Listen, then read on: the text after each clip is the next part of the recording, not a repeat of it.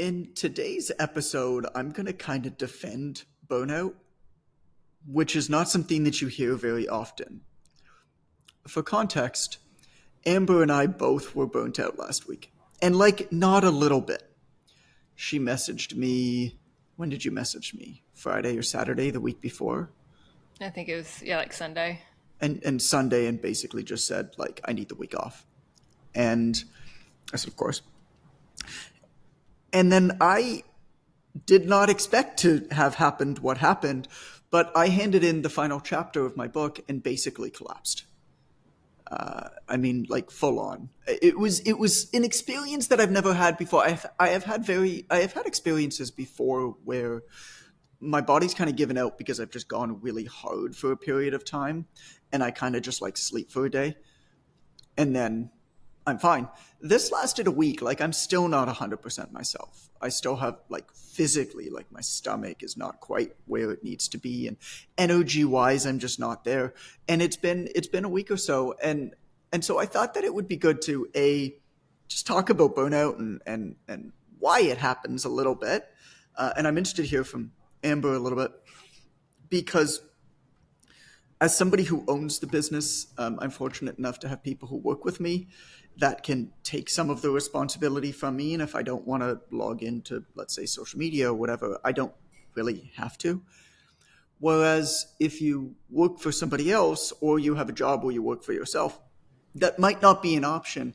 And whereas, before my day, but where I feel like you used to be able to go into a job and you used to be able to log into your job metaphorically or physically in a computer, and then go home at night and remove yourself from that. That's very difficult now, because all of our personal lives seem very much intertwined with our professional lives, and it's hard to get away from that, and it just completely drains the battery.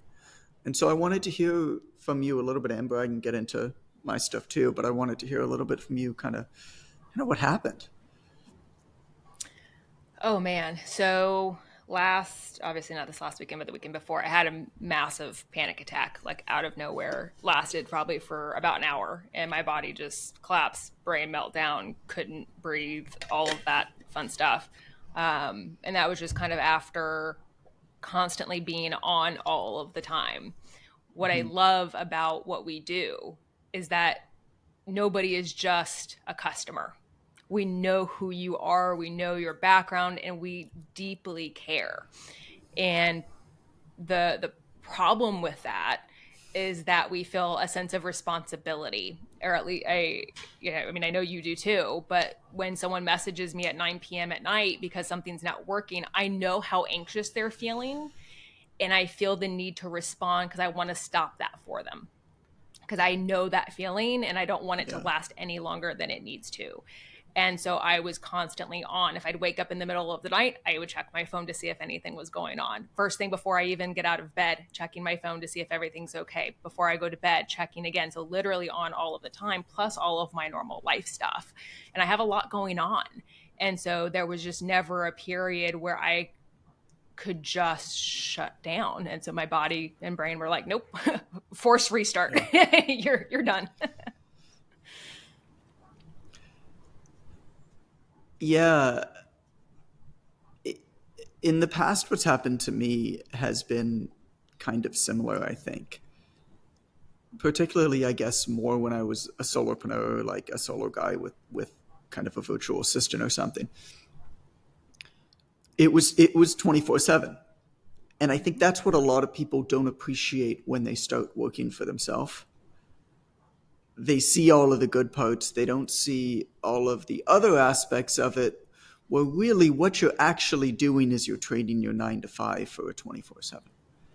Mm-hmm. And there are ways to be careful around that, but I think that actually, to get yourself going, you kind of need to accept that that's the way that it's probably going to have to be for at least a period of time. I remember a point, I'm guessing it was 2011, because that's when I started the PTDC website. But I'm guessing it was 2011. It could have been 2012. Basically, from 2011 to 2013, I was still training clients full-time in the gym while I was getting the PTDC website up and going.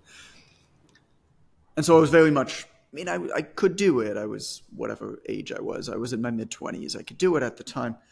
But I would train clients. I would often start at 6:30 in the morning, and I would train clients until about 9:30 at night. And then I'd go home, and I'd get home about 9:45 p.m. And I'd work on the website until 2 in the morning. And then I'd go to sleep for a few hours, and I'd get up and do it again. And hopefully on Sunday, I'd kind of capture a couple hours back of sleep. And I did that for a long time. I mean, I say a long time. I did that for many months. And multiple times I have memories of coming home and I would have almost like chest palpitations, like almost just like tightness. And Yep. I guess looking back, it was anxiety. I don't really know. I think it was just that my entire system, body, and mind was just tapped. But I don't regret doing that. And so what would happen would be my body would just shut me down. I would just get to the point where I would have these kind of like aches and like headaches, and I would just lie down and I would wake up a day and a half later. And it was just like, yep, you're good. And I would be perfectly fine. I feel better than fine. Because I think what was happening was that I had all these little things that my body was trying to deal with, as our bodies always try to deal with over the course of our days. And I just never gave it the attention or the energy to deal with that, or the rest that it needed to deal with that. And I said, yo, I'm just going to shut you down and I'm going to just fix all the stuff at once. Mm-hmm. And it did that. And I don't regret doing that at that time. It's certainly not sustainable. It's certainly not something that I can do for extended periods of times. But I look back and I say, I think that there was a reason why I was able to kind of build what I built that pushed past a lot of my colleagues at the time who were doing similar things. And I think a lot of it had to do with the willingness to do what others weren't willing to do at that time. It was really hard. It pushed all of my limits, body, mind, to the point where, I mean, it really shut me down. But I do think that at one point, if you want to have what others don't have, you do need to be willing to do what others aren't willing to do. But I don't think that you need to be willing to do that for a long period of time. I think it's actually very short, intense bursts. What you were talking about, Amber, though, was an extended, more drawn out period, which is where the danger lies. You've made some changes as a result of it, haven't you? Yeah. I have taken off all of the social media apps. Anything that can buzz on my phone is not allowed on my phone anymore. And people who I talk to for fun that I usually use social media for have my cell phone number. And so we can communicate that way if we want. But I am unreachable beyond text or phone call, and except for business hours now. How's that been going so far? So, well, yesterday was day one. I mean, official, like in back in work context. It's great in a lot of ways because I'm, obviously more focused with Nate. I'm not constantly getting dinged at. So there's less anxiety that way, but I'm getting used to walking into something, so like I Right. personally get anxiety about checking and having a really full inbox because I wasn't able to kind of get ahead of it, that kind of thing. And so I'm having to figure out what mental hangups I have around work and productivity and that sort of thing, and trying to figure that out and see what's realistic and where am I being unkind to myself, and working those things out. But I deeply enjoyed not being on my phone all the time. That was nice. Have you found that you've been able to almost settle into whatever space you're in and not feel like you need to reach for something all the time, or are you getting like phantom buzzes in your pocket? No, I'm not getting that oddly enough. But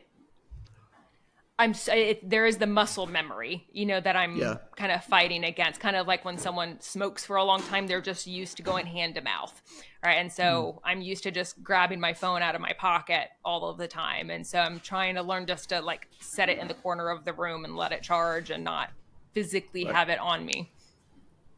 So there's that kind of physical addiction more than anything for me, probably. I think it's almost become its own appendage to our bodies, hasn't it? It's become Mm-hmm. almost a third arm. It feels so weird when I don't bring it with me. Oftentimes, if Allison and I will go out for a date, I won't bring my phone. And it feels odd, and I do feel like there's buzzing in my pocket. And what's particularly interesting about that is two things. Number one is I know that my phone isn't in my pocket. The second is that I have all notifications and buzzes and vibrations turned off for everything. My phone quite literally never buzzes. But the only time I feel that sensation of it is when I don't actually physically have it on me. That's funny. It's such a mind trip, man.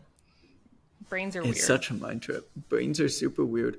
Well, it's this connection that we have where there's this big push to be a creator, to build a personal brand, to have your face at the front of whatever we do, and I think that that's really valuable. But I guess what I'm continuing to explore is like where's the disconnect from that? Mm-hmm. I haven't posted on social media for 3 weeks. I've posted on Instagram for 3 weeks. I think I've posted a few stories, and it's it's been normalized to me now that I don't use it. Mm-hmm. It doesn't And I take long. actually, it doesn't take long at all. And I don't check it, which is like probably not good for the business long term. But it's been wonderful. But I do wonder, I think a lot, Ren and I talked about this last week when we recorded, Amber, just the difference between the volume of content or the volume of stuff we need to do and the quality of stuff that we need to do. And I wonder where this is going. I actually think that we're going to see a shift towards quality becoming much more valuable and volume becoming much less valuable. Where the people who show up every so often, the people who, like, you still have to be relevant. You can't just disappear into a cave and then come out every 2 years and be like, oh, I have something masterful. Like, if you're an author like Robert Greene and you've built up a reputation of these incredible works over the years, yeah, maybe you can do that. Although now Robert Greene has built a platform, but he didn't for the first many, many years, decades. But most of us can't do that. So we have to be, kind of relevant. But I actually wonder and question whether we need this ongoing slow trickle of growth versus this idea. I mean, we talked about it with the leapfrog effect. I think it's episode 162. Double check that and recommend it afterwards. But this idea with the leapfrog effect where, you know, there was this book. I'm not going to name the name because all you motherfuckers have already bought it. There's this book that talks about the importance of small wins and how they add up over time. And there's this one graph that shows that, oh, look at like this incredible achievement that you can achieve as long as you have these small wins over time. And it makes for a really nice graph. I actually don't think that it's true. I think that a much more accurate graph, but a book that would sell a lot fewer copies,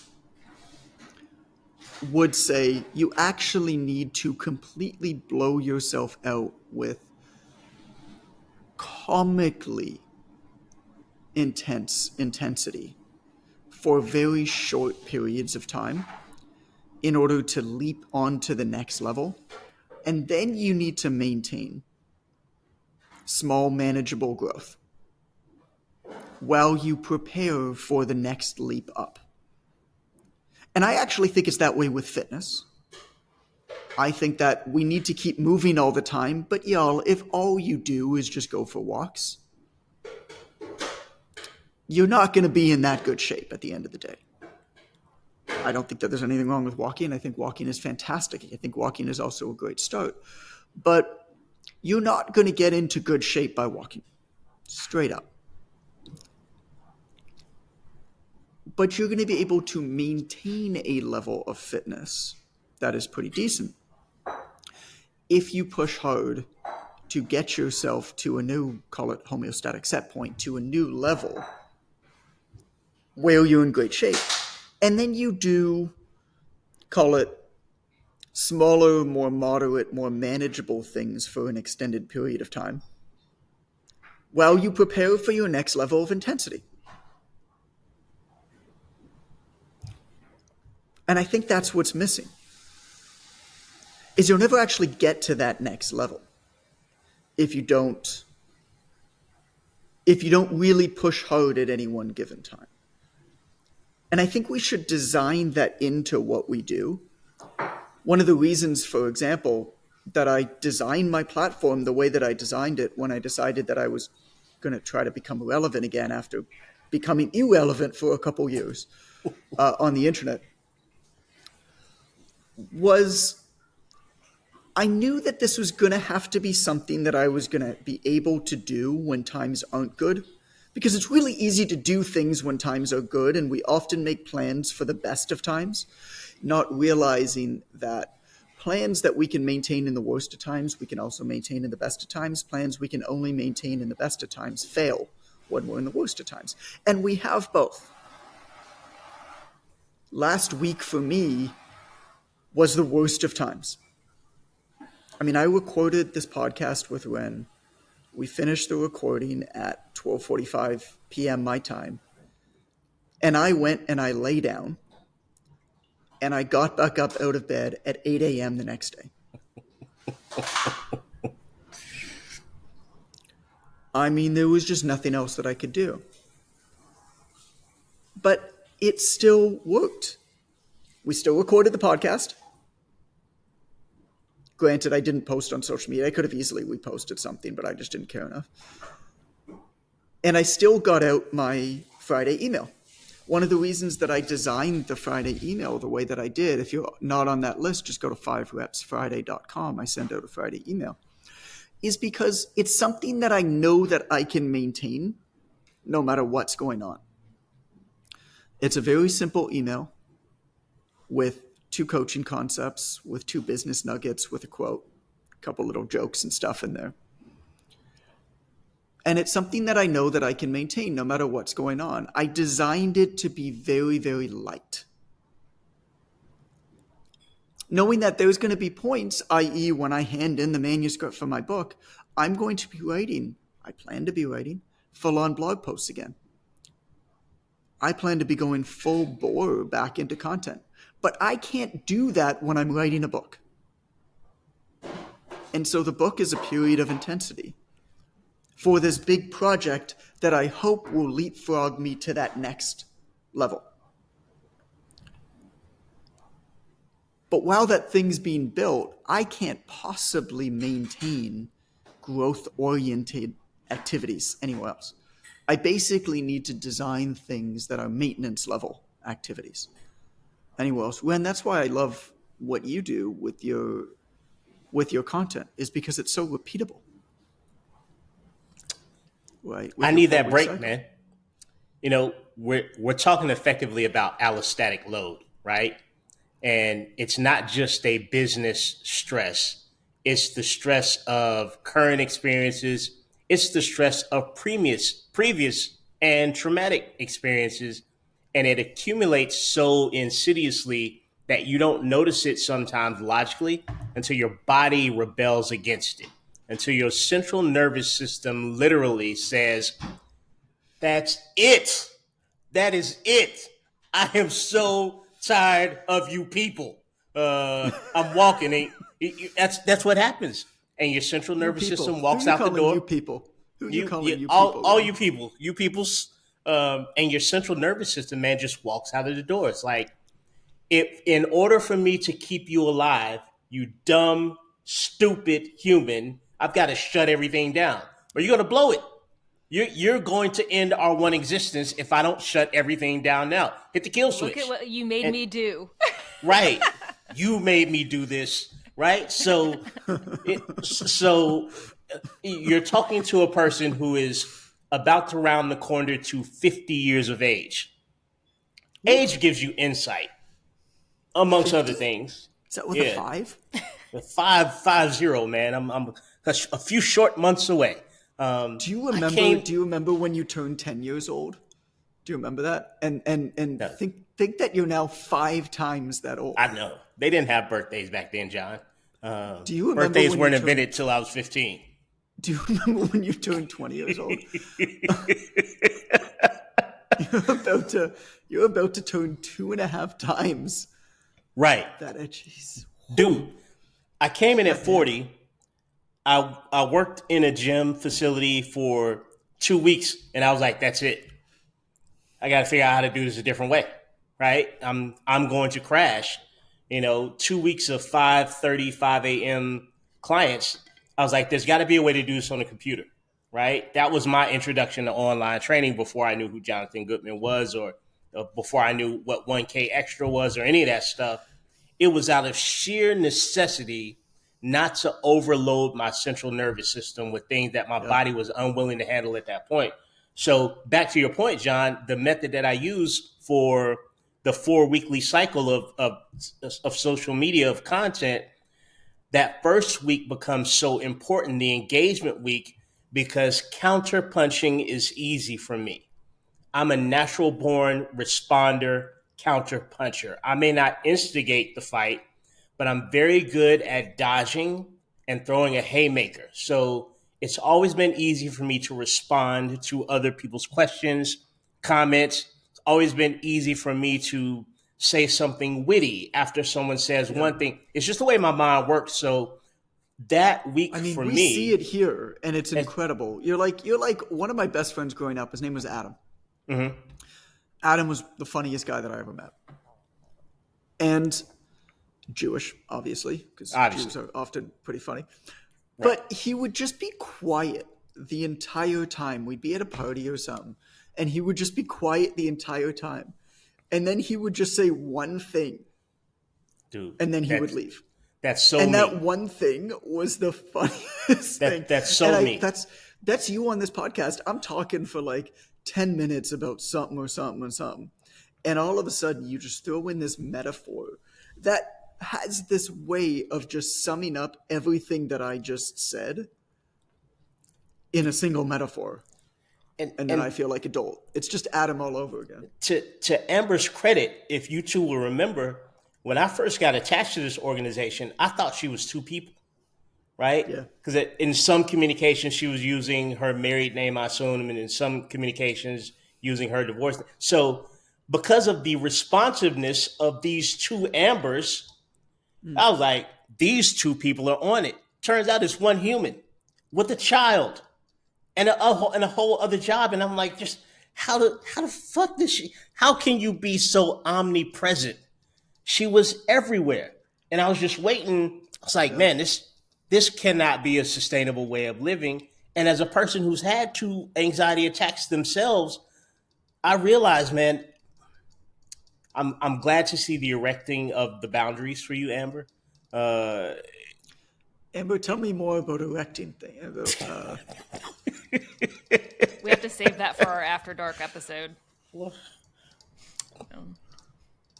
Amber is fond of people who operate large pieces of equipment. This so is true. she probably that's knows. what I was talking about. It wasn't penises. It was definitely operating large equipment when I was talking. Of course it was, John. Yes. However, what I mean to say with our is HR department while you were talking to Rhiannon. The HR department for our company is on my side, and I'm certainly not in trouble with what I just said to Amber. So. Good for you, John. Yeah. That is by far the least offensive thing we've said on this podcast. Right. You're so compliant. John's so compliant. No, it's fine. But that burnout, man. To what John was saying, you just nothing can be indefinitely consistently frequent that has any if it involves a human, right? And there I mean, is it can. But what do you think about the importance of? What do you think about the value? I mean, I don't know where I stand here. I know that it's how I operate, and I know that it's not going to change much to the chagrin of my wife. But I ask, like, do you think that there's value in actually going balls to the wall, like full on, for a period of time, knowing that you are stressing your, what was that dictionary word that you used? Allostatic load? yeah, the allostatic load. Yeah. It's like a freaking spelling bee word right there.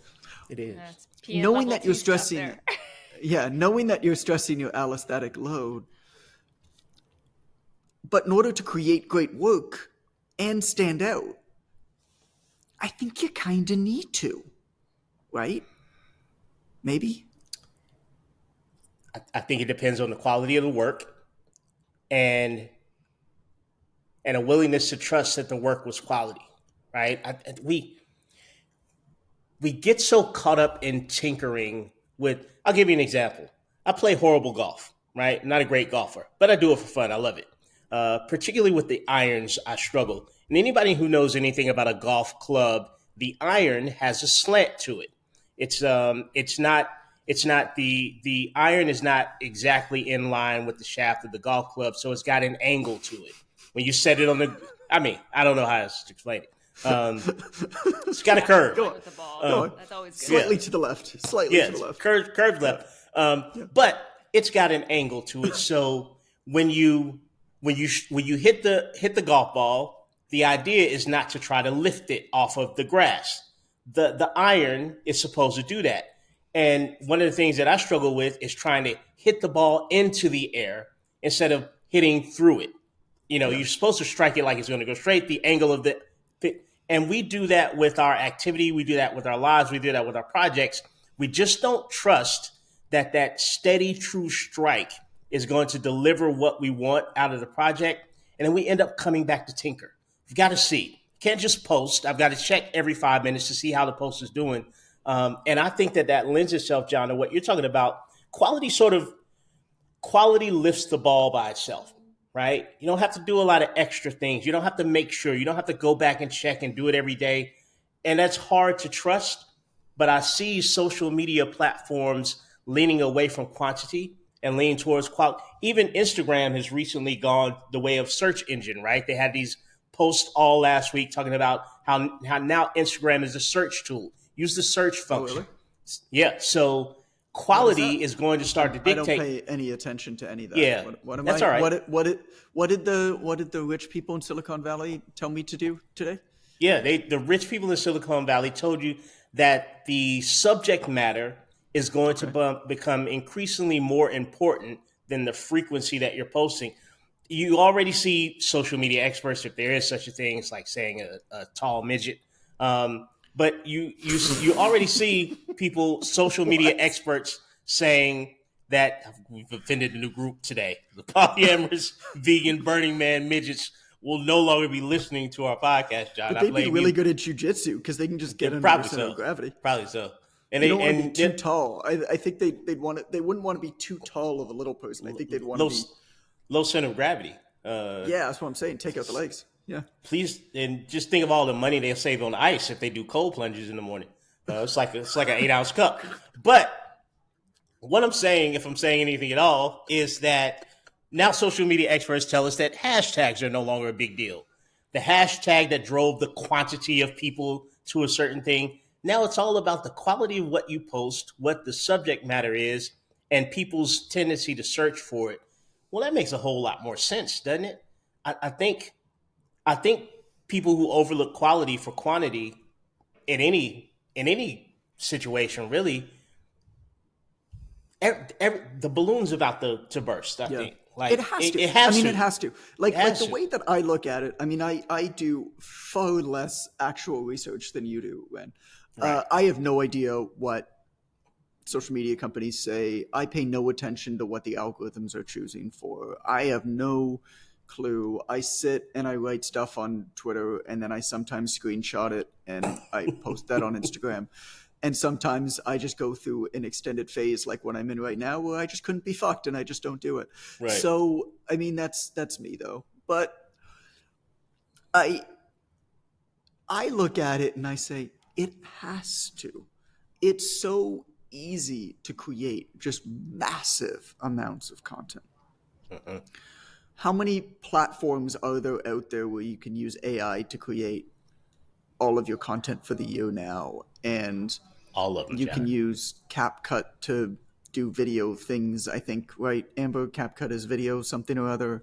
You can use, what was the example I gave you the other day when where people are using like LinkedIn experts? Here's what they suggest now is actually to go through Twitter and use Twitter search. And you go to like a popular Twitter person who's in your field. So here's literally like, you don't need to take a LinkedIn course. Like here's what they're telling you to do is A, create an engagement pod with other people to like and comment on everybody else's stuff. But B, go to somebody really, really popular in your space on Twitter and do Twitter searches per month and look for their most popular posts each month. Take that post in Twitter, copy it, put it into ChatGPT and say, write me a LinkedIn post based off of this tweet. Right. And then they copy and paste that into LinkedIn. That's their content. It's so easy to do volume, but like, who cares, man? There's no real value or depth there. There's nothing interesting there. And so a few people will probably be able to build audiences with it. But there's not that much value in that audience. Trust needs touch. Becoming famous to the family is faster, easier, and more profitable than becoming famous on the internet. But it's bad for the ego. And what's bad for the ego is often good for the wallet. Mm-hmm. But if we're really honest with ourselves, we actually do more things for our ego than we do for our wallets. To the point where we will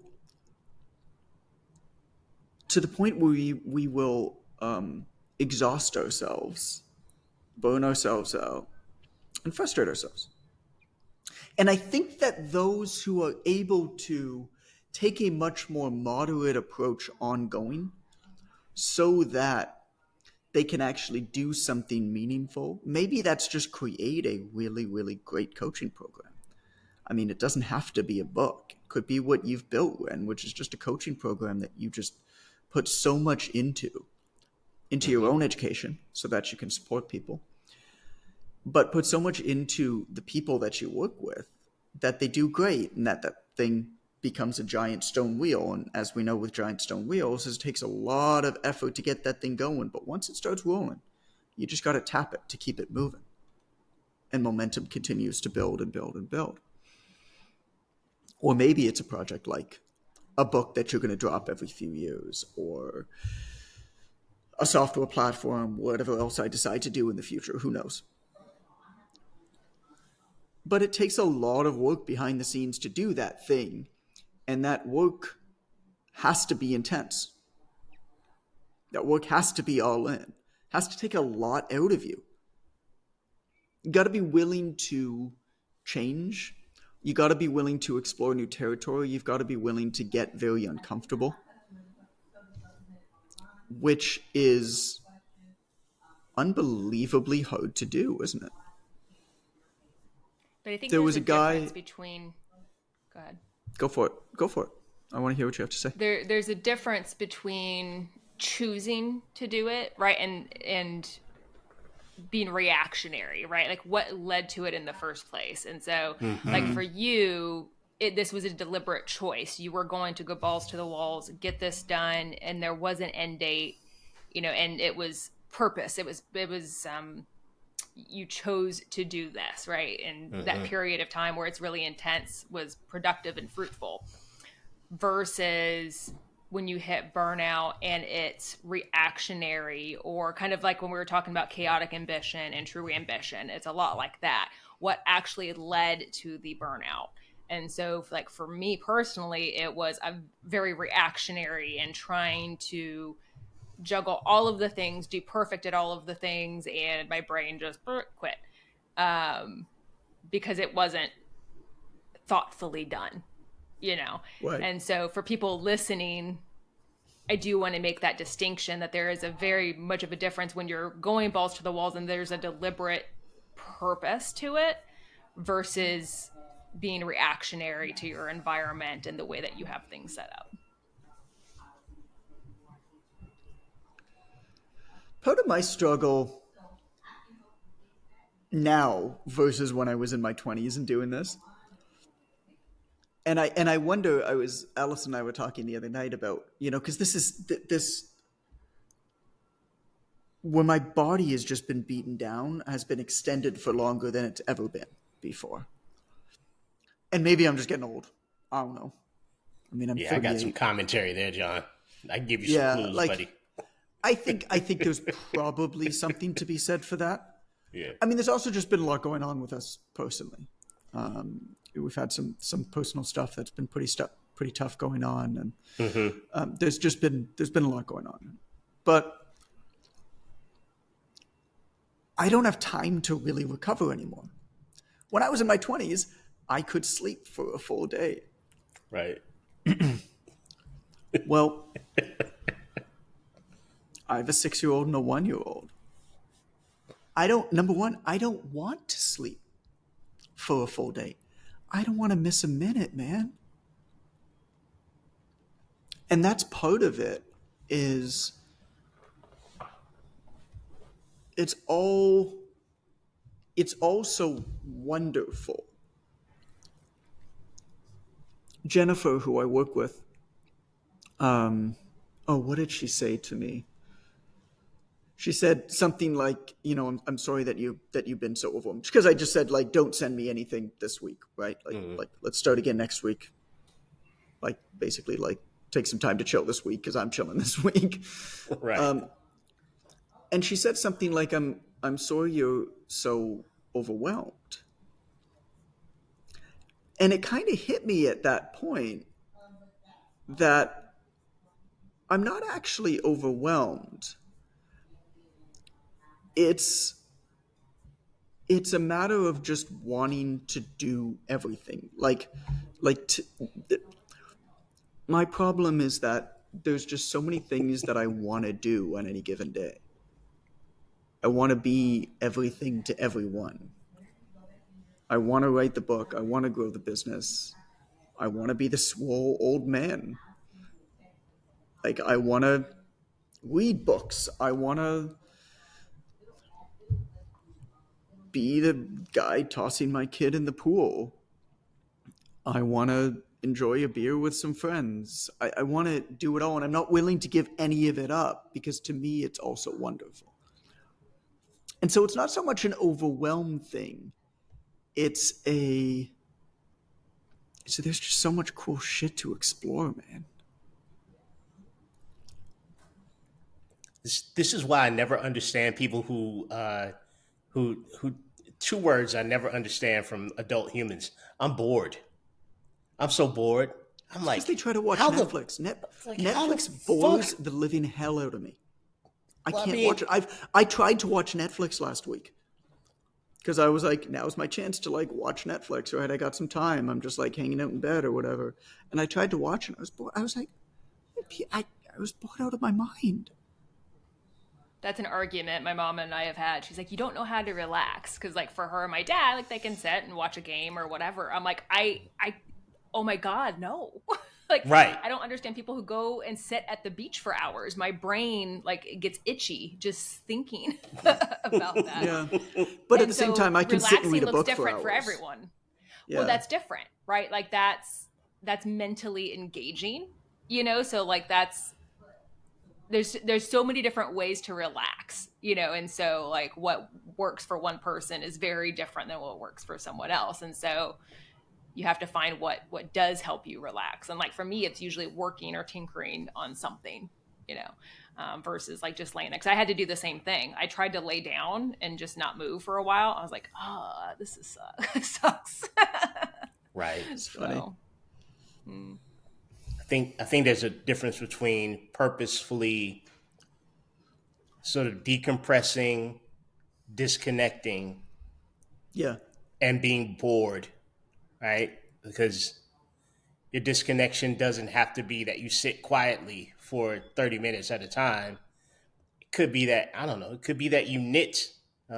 Some people like color, like an active mind needs activity to relax itself, without question. There's no way you can't shut down an active mind and expect that to reduce stress. That's a stress in that creates stress for an active brain.